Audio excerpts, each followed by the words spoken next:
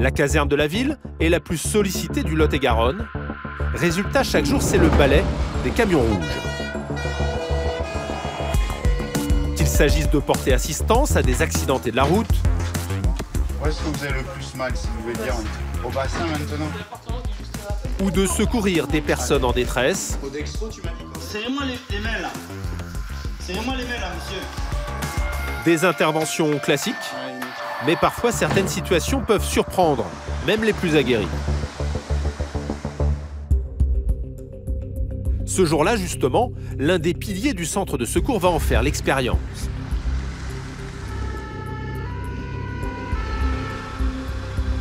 Cyril, sergent-chef de 34 ans, a beau avoir du métier, il lui arrive encore d'être confronté à des situations inédites.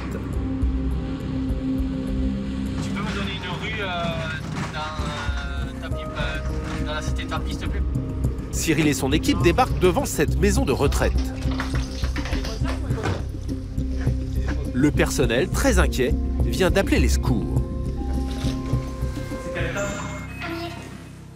Un résident à l'étage a été découvert inanimé. Monsieur, serrez-moi les mains. Serrez-moi les mains. Il respire. L'homme de 94 ans ne réagit plus. Monsieur. Aujourd'hui, on est arrivé, il était comme ça. Du coup, j'ai appelé ma chef, du coup, qui est venue pareil voir. Et c'est pour ça qu'on a appelé le 15 pour avoir notre avis médical. Pour Cyril, la situation est critique quand soudain, la victime se met à respirer. Ah, ça y est, respire. Le retraité respire à nouveau. Il ronfle même. En revanche, il est totalement inconscient. Ouais. 12 en 30 secondes. Monsieur.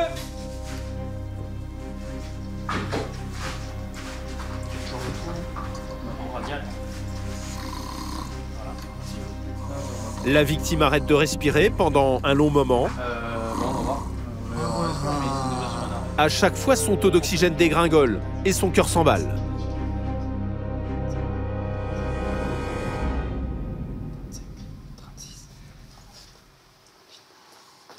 38 secondes de la pause. Voilà, c'est ça.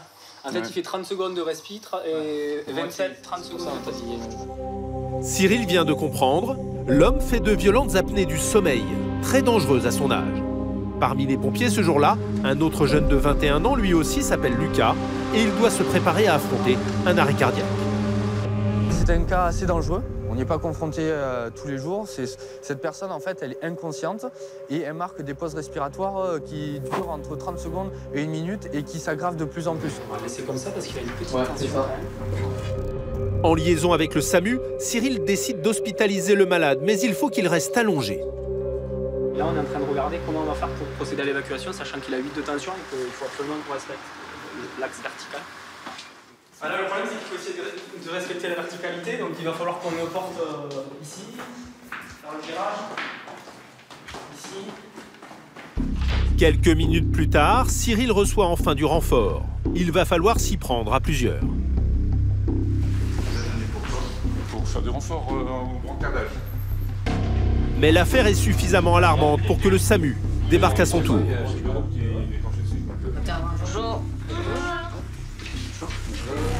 Rapidement, la chambre du retraité est noire de monde, un brouhaha qui brusquement va tout changer. Vous m'entendez, monsieur? Oui. Oui. Eh ben, voilà. Ça va, monsieur? On vous dérange? Oui. Un peu?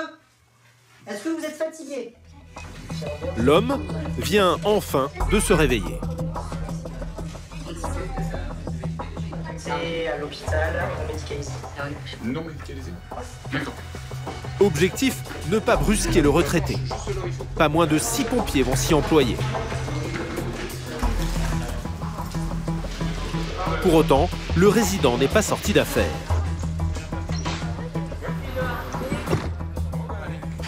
Monsieur. Hop là. Allez, on ouvre les yeux. Ouais, tout à l'heure, vous êtes réveillé. À bord, c'est Lucas qui a la lourde tâche de veiller sur le vieil homme. Allez, voilà, c'est bien, allez.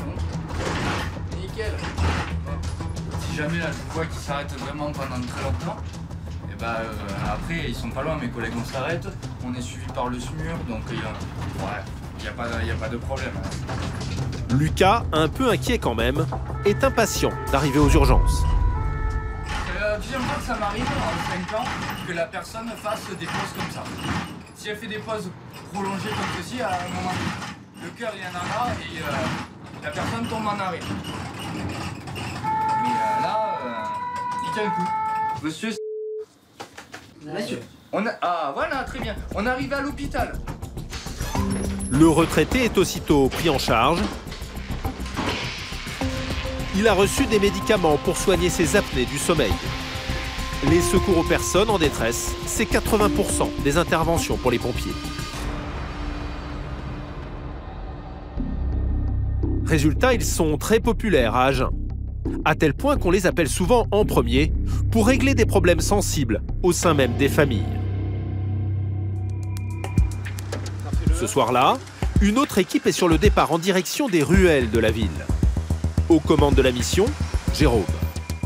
La gauche, ça va être là. La prochaine. Ce sergent-chef de 39 ans connaît bien ses quartiers. Et heureusement, car il va devoir faire preuve de maîtrise. Une soirée a dégénéré et un des convives aurait été renversé par une voiture. Il lui a roulé dessus, t'as pas plus d'infos. Ouais, bon, après s'il est rentré chez lui, ça va rouler vraiment. Les pompiers découvrent une famille sous tension. Bonjour, rentrez.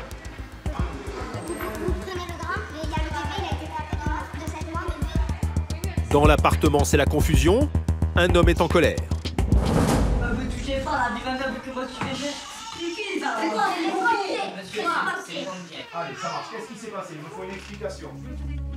Lors d'une dispute familiale, un proche aurait frappé son bébé de 7 mois. Le père est à cran. Et lui, il s'est interposé parce que la femme de notre frère, elle a tapé mon petit garçon de 7 mois, donc ça l'a fait péter. Un couple aurait porté un coup au bébé avant de prendre la fuite en voiture. Le père aurait tenté de s'interposer dans la rue. Il s'est mis au milieu, il voulait les arrêter pour essayer de comprendre des choses.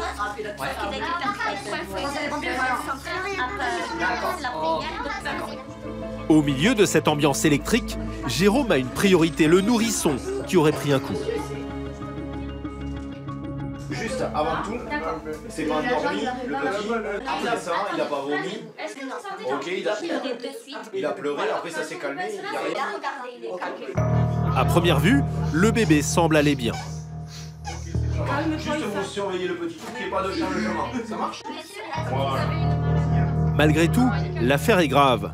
Pour coups et blessures sur un mineur, le couple qui a pris la fuite risque gros.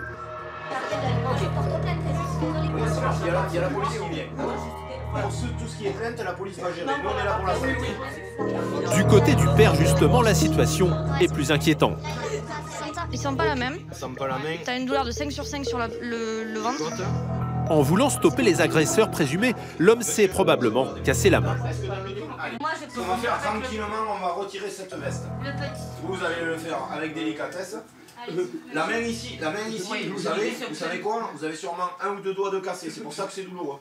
Allez, c'est bien. Le père est dans tous ses états, mais Jérôme veut tout de suite le rassurer, son petit garçon va bien. Tu m'écoutes? Le petit, il a rien. D'accord? Regarde-moi quand je le parle. Regarde-moi là, ça marche? Quand je le touche comme ça, il me fait des risettes, ça va. D'accord? Il a un petit coup, il n'y a pas de changement de ça. Il n'y a pas de... Voilà. Non mais ça je suis d'accord. Mais par contre, il faut que ce soit bien clair, le petit il a rien. Ok, on va le transporter, il y aura un petit contrôle. Là pour l'instant, le souci d'état de santé, c'est le tien. Pour Jérôme, il faut le faire examiner par un médecin. Allez, monsieur, courage, ça va aller. Direction les urgences d'Agen. Enfant de 7 mois en cours de bilan également. Moyen SP engagé suffisant, police sur les lieux à vous parler. On était bien tendu, quoi. Il y avait de l'excitation. Ce qui est important, c'est de prendre les débats à son compte, pas hausser le ton, pas envenimer les choses, surtout pas aggraver la situation, quoi. Une situation d'autant plus tendue quand un enfant si jeune est impliqué. L'enfant, il a rien, c'est important, hein, parce que bon, moi-même j'ai une petite de 18 mois, donc on n'aime pas trop ces interventions-là. On ramène souvent à nos propres familles. Pendant ce temps, dans le camion, la femme tente de calmer son mari. Toi, tu restes tranquille, c'est examiné. On est tous là. Il a beaucoup pleuré, mais je pense que c'est beaucoup les cris, c'est beaucoup tout ce qui s'est passé autour de lui. Lui, il n'a pas l'habitude. En moyenne, Jérôme et ses camarades interviennent une fois par semaine sur des violences familiales. Même s'il est rare de tomber sur un enfant pris au milieu de la mêlée. Inéluctablement, ça joue sur l'affectif. Après, il faut quand même rester dans son cadre. Il a besoin de nous, que ce soit l'enfant ou l'adulte, il a besoin de nous, donc on doit rendre le meilleur boulot qu'on peut là-dessus. C'est pas les interventions que je préfère avec les enfants, mais néanmoins, ça font partie du boulot. Arrivé à l'hôpital, le père de famille, lui, est toujours sous le choc. Je m'inquiète pour mon fils. On n'a jamais levé la main sur le petit, il faut que pas quelqu'un d'autre qui va lever la main sur mon fils gratuitement. 1, 2, 3. Allez, bon courage, monsieur. Bon courage. Finalement, le père de famille ressortira avec plusieurs fractures à la main et à la jambe.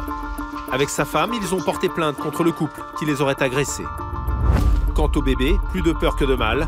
Après un rapide examen, il a pu repartir chez lui. Les violences familiales, des interventions parmi beaucoup d'autres pour les pompiers. Des professionnels de l'urgence qui doivent tout faire pour tenir le coup. Pour cela, il y a un rituel quotidien. Ce matin, c'est Grégory, le pompier d'élite, qui s'en charge. Allez, c'est parti. On va aller faire la séance d'activité physique. On va aller voir le thème ce matin. Au programme, séance de sport pour la quinzaine de pompiers présents. Allez, on attaque. Parmi eux, un tiers de volontaires. Des bénévoles qui, en plus de leur métier, viennent prêter main forte aux professionnels. Et comme ils assurent les mêmes missions, ils doivent s'entraîner au même rythme. Premier atelier. Atelier de pompe avec medicine ball. Donc vous mettez face à face, le ballon opposé, d'accord? Donc elle main droite, moi main droite, une pompe et on transfère le ballon. Des séances auxquelles Grégory tient beaucoup pour la cohésion de ses équipes. Et là je viens complexifier. C'est un métier où 3, travailler en équipe, 4, 5. Où il y a une remise en question individuelle qui est importante. 5. Allez Toto, lâche pas. Des entraînements à la dure. Pourtant, à tout moment, il faut se tenir prêt à partir sur une nouvelle intervention. C'est bon? Je crois que c'est nous. Ouais, c'est nous. Qu'est-ce qui se passe? Il y a un petit départ VSAV, mais ça, c'est le lot de toutes les séances de sport chez les pompiers. Tout ce qu'on fait dans la journée, c'est entrecoupé de sorties en intervention. Donc, faut juste s'y habituer. Et justement, Grégory est appelé en renfort dans la banlieue de la ville. On part avec le véhicule Grimpe. On est demandé par l'ambulance de Nérac, une petite commune à côté d'Agen, pour évacuer une personne par l'extérieur. Le pompier débarque dans ce petit village pittoresque. La victime, une retraitée, habite cet immeuble à droite. Si le spécialiste est appelé en renfort, c'est que le SAMU, déjà sur place, a un sérieux problème. Donc c'est par là où on va la sortir. Au-dessus, c'est habité? C'est la même maison. C'est la même maison. La dame est à l'étage, sur son lit, et elle souffre horriblement. Toute manipulation est douloureuse. 1 heure plus tôt, la retraitée a fait un malaise et s'est brisé la jambe. Équipier, êtes-vous prêt? Prêt. Attention pour lever, levez. Posez. Ça a été? Très bien. Je tiens la jambe, madame. Le SAMU et une première équipe de pompiers la préparent pour un départ aux urgences. Super. Qu'est-ce qui s'est passé en fait? J'ai eu un vertige et je suis tombée au pied du lit là. Et je me suis affalée, je ne sais pas comment, j'ai cogné partout. Je ne sais pas ce qui s'est passé. J'ai pu m'asseoir sur le bord du lit et attraper le téléphone pour avertir mon fils, quoi. Seulement, il y a un gros souci. Sur le palier, Grégory est préoccupé. j'en ai demandé parce que l'escalier est vachement étroit et du coup, pour sortir la victime, la brancarder dans l'escalier, c'est très très compliqué pour eux. Impossible de passer le brancard par l'escalier, trop étroit. Non, mais on aimerait avoir accès à la fenêtre juste au-dessus. Grégory monte à l'étage. Il a une idée en tête. C'est quoi comme mur, ça, ça serait parfait. Ok. Il va falloir brancarder la vieille dame par la fenêtre à 4 mètres au-dessus du sol. Bon, on va laisser je me sors. Je te laisse la place. Tac, tac. Tac, juste en dessous. Ok. Allez, on va s'équiper. On va la lever, il faudra juste aider. On la met au vide, on la descend. C'est pas rare, hein. On en fait de plus en plus, hein, des personnes évacuées par l'extérieur. Mais c'est sûr qu'on ne fait pas ça toutes les gardes. Au 2e étage, Grégory installe son ingénieux système de sangles et de poulies solidement attachées à cette poutre. Ok, je la laisse là. La dame est au 1er étage et on utilise le 2e étage comme point d'ancrage pour pouvoir y mettre une poulie juste au-dessus du 1er étage et utiliser cette poulie pour lever la victime et la descendre jusqu'au brancard. Au bout d'une demi-heure, l'opération peut débuter. Ok, pas de souci. La vieille dame est amenée au bord de la fenêtre où Grégory l'attend harnaché. La retraitée, un peu impressionnée par ce dispositif, avec une dizaine de personnes autour d'elle. Bonjour madame. Bonjour monsieur. C'est lui qui va vous faire la cascade. Ah là là. C'est moi qui m'occupe du manège. Vous allez voir, vous n'allez pas le sentir passer. C'est tout en douceur. Tout en douceur. Ouais. À l'extérieur, un treuil commence à tirer sur la corde. Allez-y, allez-y, allez-y. Une opération dirigée à coups de sifflet. Ça va, madame? Allez, vous inquiétez pas, dans 30 secondes, vous êtes en bas, d'accord? Ah, ça fait du bien. Vous avez une jolie vue, là. Vous avez la plus belle vue de Nérac, là, madame. Sans à-coup, la retraitée passe par la fenêtre. Ok, c'est bon pour moi. Allez, mou, les gars. Mou. Allez, madame. On descend tranquillement. Tout va bien? Gardez les yeux fermés. Quelques instants plus tard, la dame arrive à bon port. Ouais, approchez le brancard. Allez. Bon, ça va? Bon, on est descendus ensemble, du coup. La retraitée en a presque oublié son col du fémur cassé pendant quelques instants. Comment c'était? Impeccable. Impeccable. Ah, il fait bon là, ici dedans, vous allez être bien au chaud. Bien au chaud là. Ah ouais. Découverte comme j'étais, là c'était bon. Une nouvelle intervention réussie. Grégory en enchaîne 2 par mois en moyenne. À chaque fois, pas le droit à l'erreur. Au-dessus du vide, le moindre oubli ne pardonne pas. Dès qu'on est sur les lieux, ben, ça va relativement vite, suivant la manœuvre qu'on doit mettre en place. Et c'est pas anodin comme intervention. Hein. Donc il faut tout sécuriser et on peut pas faire ça en 10 minutes. Quoi. Des sauvetages les plus techniques aux sorties les plus ordinaires, ces missions sont toujours plus nombreuses pour les pompiers. En moyenne, on compte 70 interventions par jour dans le Lot-et-Garonne.